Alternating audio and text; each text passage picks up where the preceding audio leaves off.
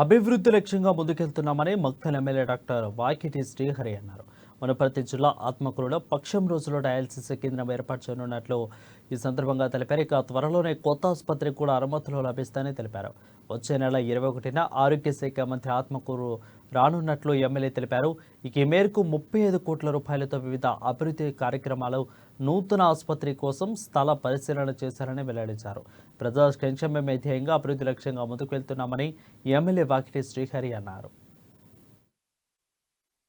ఉన్నటువంటి ప్రధానమైన hospital system పురాతనమైంది ఉంది కాబట్టి ఆత్మూరు కానీ మొక్కలు కానీ ఈ హాస్పిటల్స్ పునర్నిర్మించుకోవడానికి సరైన ప్లేసెస్ ఉన్నాయా లేదా చూసుకోవడానికి వస్తూ ఉన్నారు.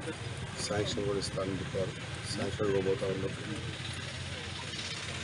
ఇది ఒకటే కాకుండా మొత్తం తెలంగాణలో ఇచ్చిన 11 డయాలసిస్ సెంటర్లో మనం కోరిన వెంటనే ఆత్మకూరు మక్తల్ రెండింటికి కూడా డయాలసిస్ సెంటర్ని శాంక్షన్ ఇచ్చి దాన్ని కూడా తీసుకుపోతానికి రావడానికి మంత్రివర్యులు వస్తూ ఉన్నారు. కాబట్టి ఈ ప్రాంతంలో చాలా ఇబ్బందులు పడ్డారు. నేను ఇంతకుముందు హాస్పిటల్ చూసిన ఏ హ్యాండ్స్ లేవు.